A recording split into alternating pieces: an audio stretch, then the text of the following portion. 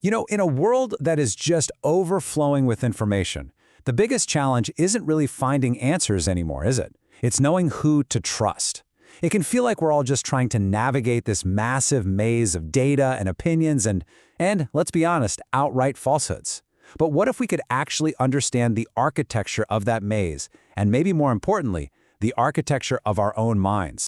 So that brings us to the big question. How do we know what's true?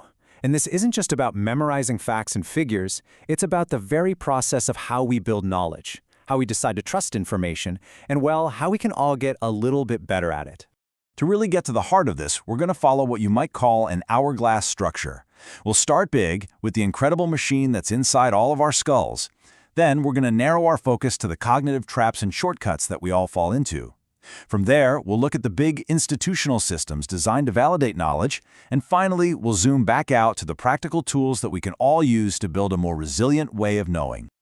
Okay, let's start with our greatest evolutionary advantage, our brain's innate, almost magical ability to find patterns in just about everything.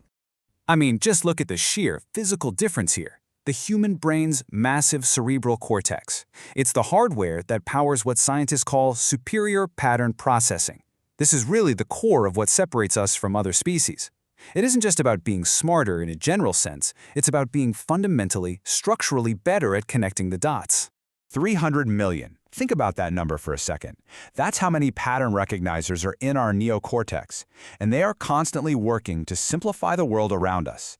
They're designed to turn these overwhelming mountains of data into simple, usable rules. Now, this ability is the engine of all our creativity and invention. But it's also the source of some of our biggest blind spots. So, to handle all that pattern processing, our brain develops shortcuts, or what psychologists call heuristics.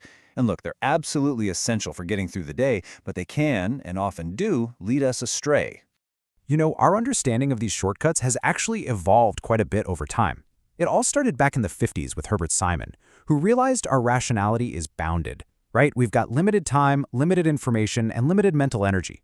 Then, in the 70s, Kahneman and Tversky came along and launched the famous Heuristics and Biases program, showing how these shortcuts lead to really predictable errors.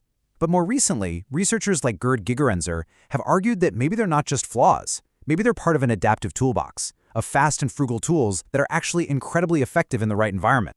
And this brings us to what is probably the most famous and maybe the most misunderstood cognitive bias of them all, the Dunning-Kruger effect. It describes this kind of double curse. Not only does a person lack a particular skill, but that very lack of skill prevents them from even recognizing their own incompetence. It's a deficit in what's called metacognition, the ability to think about your own thinking. But hold on, because here's where the story gets really complicated. For years, this was just accepted as a fundamental psychological truth. But now, a growing number of researchers are asking a really provocative question. Is the Dunning-Kruger effect actually real? Or is it just a ghost in the statistical machine?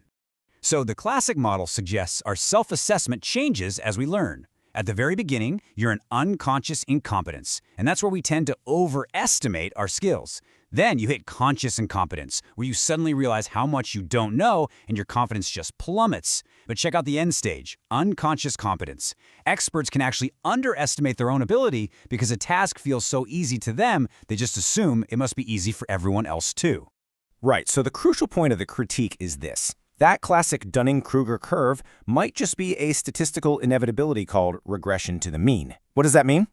Well, simply put, random chance means that people who score very low on a test are statistically likely to have guessed higher than their true ability, and people who score very high are likely to have guessed lower. Some studies are now suggesting the effect is actually much more linear than we thought. And get this, it seems to be strongest when the measurement tools are the noisiest. That's the exact opposite of what you'd expect from a real psychological phenomenon. Okay, so if our own minds are prone to error, what about the systems we've built to protect ourselves from those errors? We all turn to science's main gatekeeper, the peer review process. But what happens when that gatekeeper is totally overwhelmed? The core of the problem is just sheer volume. With scientific publications growing exponentially every single year, the system is just being flooded. There are simply too many papers and not enough qualified experts with the time to review them all with the care they deserve. And this number just brilliantly illustrates the economic paradox that's right at the heart of the system. Peer review basically runs on a shadow economy of free academic labor. I mean, in the US alone, reviewers contribute over $1.5 billion worth of uncompensated expert time every year. It's a totally unsustainable model that's built on goodwill in an incredibly high-pressure environment. This strain creates a kind of perfect storm of four interlocking crises. First, you've got the labor crisis, with too few reviewers for too many papers, which leads to burnout. Then there's the reward crisis, where there's no real incentive to do this vital, unpaid work.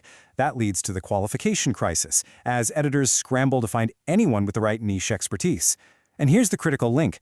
These pressures amplify the very cognitive biases we were just talking about. A rushed, unrewarded reviewer is way more likely to rely on flawed mental shortcuts, maybe favoring familiar names or rejecting novel ideas that challenge their own views. And all of this culminates in the integrity crisis. Fraudulent paper mills exploiting these weaknesses, pushing fake science past the gates, and, well, eroding the public's trust. So what's the fix? Well, one of the most promising ideas out there is open peer review.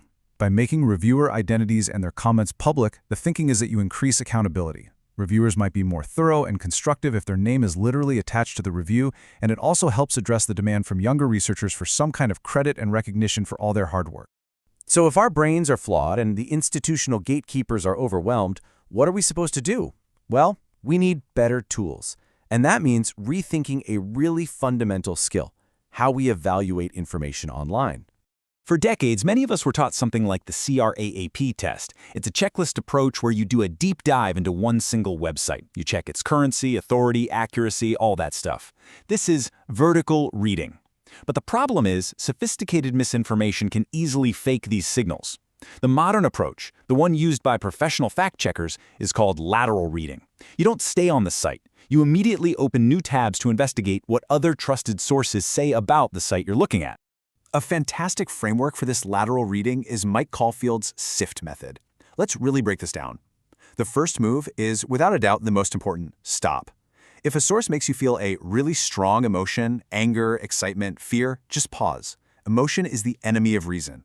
Second, investigate the source. Don't waste your time on their About Us page. Open a new tab and Google them. Who are they really? Third, find better coverage. See if any reliable news organizations or domain experts are even talking about this. And fourth, trace claims back to their original source. Find the original study, the full quote, or the raw video to see if it's being presented accurately. And all of this, understanding our own minds, the systems of science, and the tools of digital literacy, it all comes together in one final crucial concept. It's called Epistemic Resilience, and it's really a complete mindset. So, for example, let's say you see a viral post about some new miracle diet. The old way is to believe it if it confirms what you already want to be true.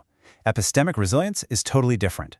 It's recognizing your own confirmation bias, understanding that sensational health news often bypasses rigorous peer review, and then immediately using the SIFT method to investigate the source and find expert consensus before you would ever even consider sharing it.